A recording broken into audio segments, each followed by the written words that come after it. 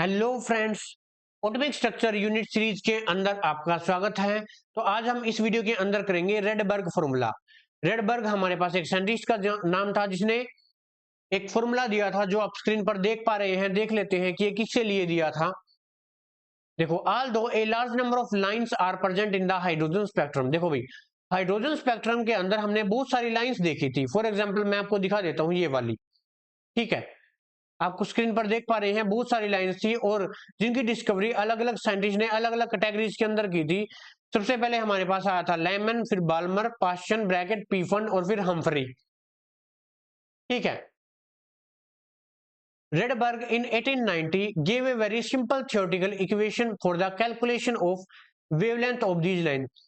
जो हमारे पास जो लाइंस आई थी, फॉर एग्जांपल हाइड्रोजन स्पेक्ट्रम के अंदर जो लाइंस आई थी, देखो ये वाली लाइंस, इन सभी की वेवलेंथ और वेव नंबर निकालने के लिए रेडबर्ग ने एक सिंपल सा फॉर्मूला दिया था जिसको हम रेडबर्ग फॉर्मूला बताते हैं। ठीक है, तो this equation give the calculation of wave number. Wave number को हम किससे डिनोट करते हैं बताओ?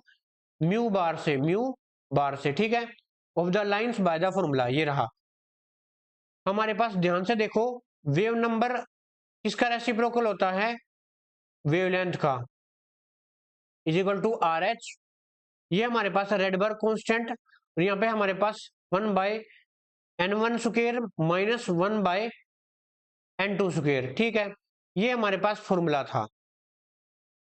ठीक है, यहाँ पर आर है हमारे पास, आर एच है हमारे पास रेडबर्ग कांस्टेंट, जिसकी वैल्यू किसके बराबर होती है? जिसकी वैल्यू बराबर होती है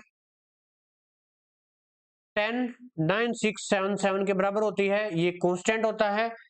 ठीक है, और जो n1 और जो हमारे पास n1 है, n2 है, वो होल नंबर है और पार्टिकुलर सीरीज के लिए। ठीक है, और ये पार्टिकुलर सीरीज के लिए ये एक होल नंबर है। फॉर एग्जांपल देखो, जो हमारे पास लेमन सीरीज है उसके लिए n1 की वैल्यू क्या है? 1 है। जो हमारे पास लेमन सीरीज है उसके अंदर n1 की वैल्यू कितनी है? 1 है। और जो n2 की वैल्यू है वो कितनी है? 2 से स्टार्ट होती है अप टू सो ऑन।